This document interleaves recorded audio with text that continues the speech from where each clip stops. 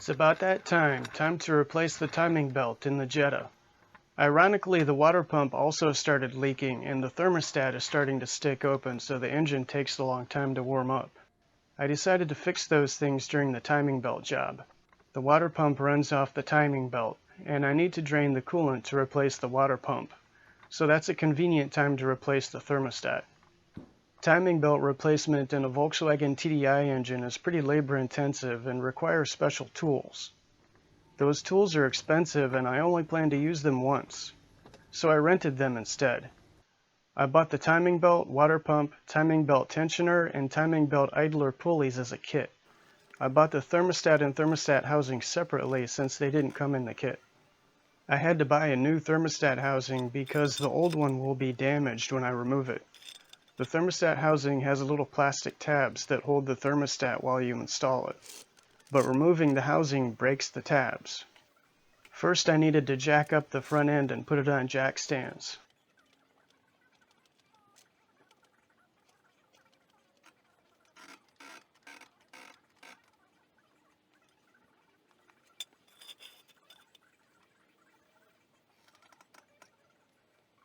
The belly pan needs to be removed. The right front wheel needs to come off, and the splash guard needs to be removed, which also requires removal of the pancake pipe. I think there's a special tool for removing the splash guard, but I just use a pry bar.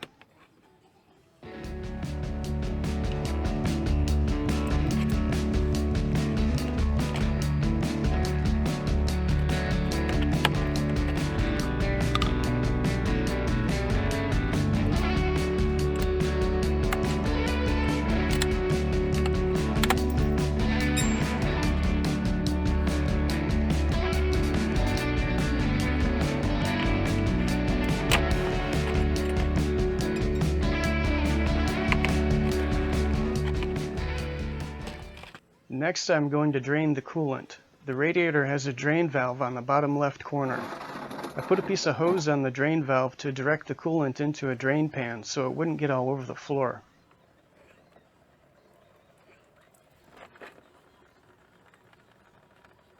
Now I'll start removing stuff from the top of the engine. First, I'll remove the rubber intake hose on the EGR valve to gain access to the timing cover. Then I'll remove the timing cover. It has some metal clips on it. You can pop them loose by hand or with a small screwdriver.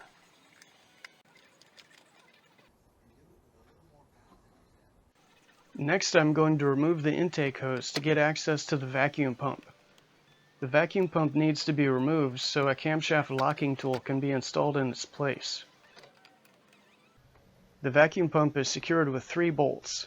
I had to remove some vacuum lines out of the way to access them.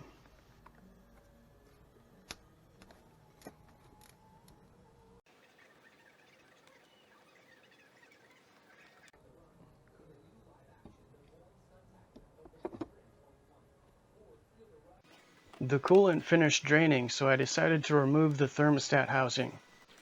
First, the hose needs to come off. The housing is secured with 2 bolts.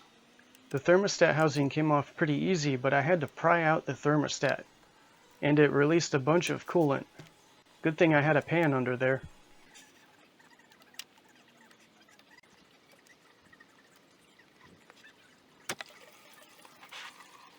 Here's how the new thermostat and housing go together. The O-ring fits between them. The thermostat clips into those tabs inside the housing. Rotate it till it clicks into place. You shouldn't have to force it.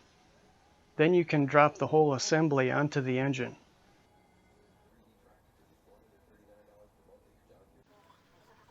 Okay, here's one of those issues I had to deal with. The new O-ring on the thermostat didn't seal properly. I cleaned the mating surface on the block and torqued the bolts properly, but coolant seeped past the seal. I read online that it was a common problem and can be fixed with silicone sealant. So I cleaned the mating surface on the engine block again and applied a thin coat of silicone to it. That fixed the problem.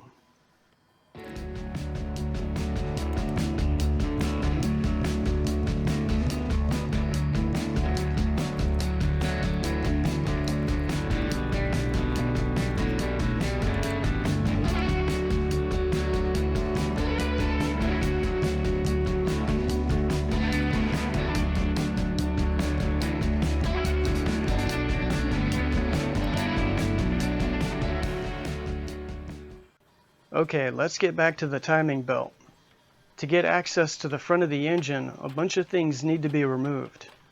For example, the charge pipe between the intercooler and the intake manifold needs to come out. Unfortunately, the bottom clamp for that pipe is buried under the headlight. So the right side headlamp assembly needs to come out, and that requires removing the front bumper. All that work for a hose clamp. Feels like I'm playing Tetris. To make matters worse, I have a light bar on the front of the car for the fog lights. It won't let the bumper come off. I didn't feel like removing the light bar, so I pulled the bumper forward a little bit and finagled the ratchet with some wobble extensions in there.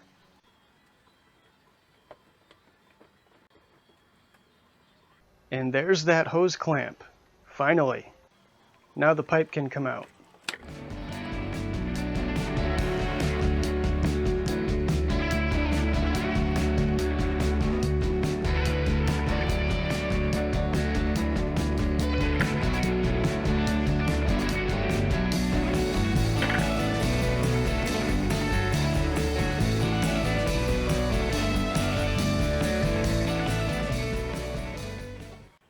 Next, I'm going to remove the serpentine belt and the tensioner. The tensioner is held in place with 3 bolts.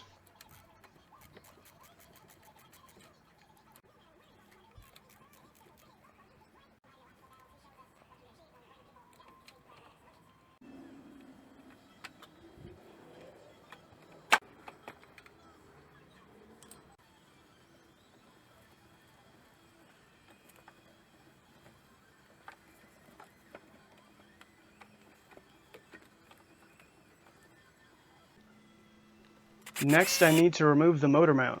But to get access to the motor mount, the coolant overflow tank and power steering reservoir need to be moved out of the way. The coolant bottle has 2 screws. The power steering reservoir only has 1 bolt holding it in place. Before removing the motor mount, I need to support the engine. Some people like to use a support fixture that goes across the engine bay to support it from above. But I decided to use a floor jack with a block of wood to support it from underneath.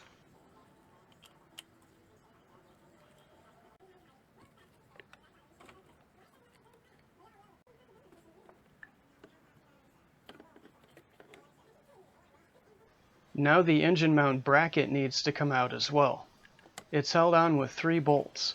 They can be difficult to access. I had to jack the engine up and down a bit to access them and to make room for the bracket to come out. Next, I'm going to remove the harmonic balancer. This is another place where I had issues. Those bolts did not want to come out. First I tried the cordless impact driver. Then I tried the 110 volt impact driver.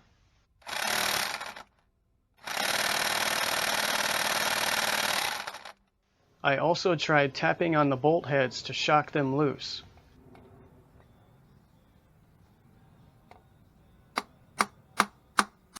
Then I tried a torch and penetrating oil multiple times.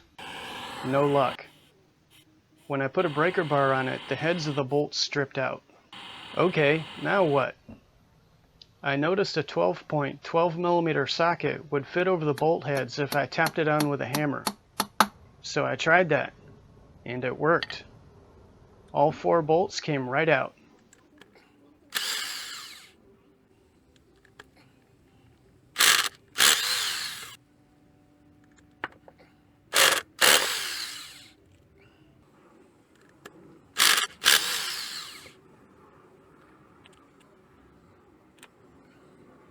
But now I have 4 trashed bolts. I bought some new ones from Metal Nerd. They sell hardened bolts that won't strip out so easily. Okay, now I can remove the bottom timing cover. It's held in place with some small bolts. I couldn't get the camera in there because of the tight space. Before we touch the timing belt, the camshaft, crankshaft, and fuel pump all need to be locked into place. This is critical for valve train and fuel pump timing. Turn the engine by hand until it's at TDC cylinder number 1. There are marks on the crankshaft timing gear. There's also a mark on the flywheel. I had to remove a plastic plug from the top of the transmission to see it. I decided to lock the camshaft in place first. It needs to be precisely timed in order for the locking tool to fit on it. I had to rotate the engine by hand a little bit to make it line up. Next, I put the locking pin into the fuel pump, but for some reason the pin from the toolkit wouldn't fit, so I used a drill bit instead. Last but not least is the crankshaft locking plate. I made sure the crankshaft was still at TDC cylinder 1 before installing it. Now that everything is locked down, we can remove the timing belt. Just loosen the bolt in the timing belt tensioner a little bit, and the belt will loosen up. Then we can remove the belt, tensioner, and the idler pulleys. Also, this is the perfect time to replace the water pump. Apparently I forgot to film that part, but you just remove the mounting bolts and pull the pump out. The new pump comes with a new O-ring seal. Here I'm installing the new idler pulleys. Each one is different, so be careful not to put them in the wrong place.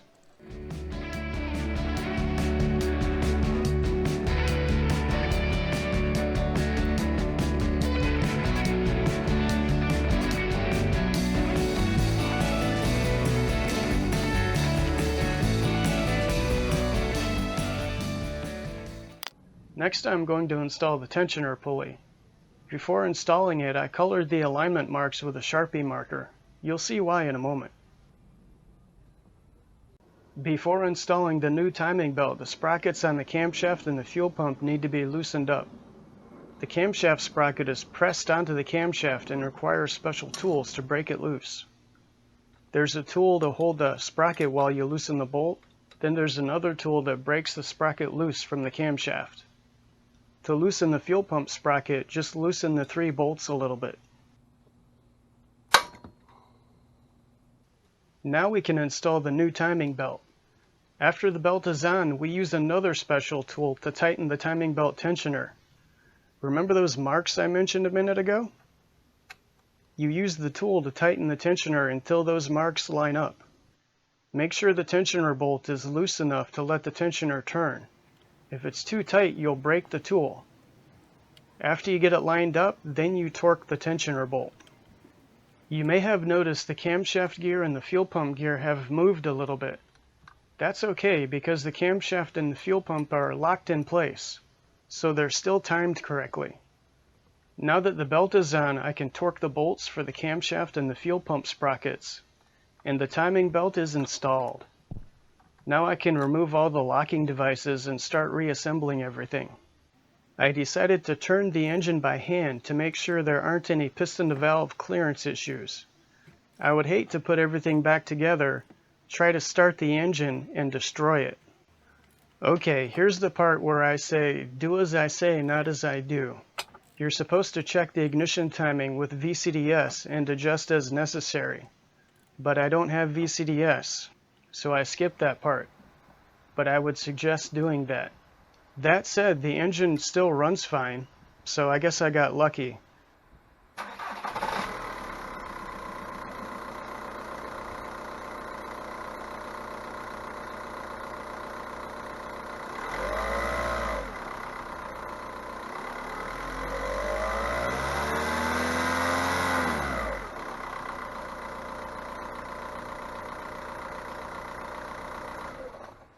Okay, that's it for this video.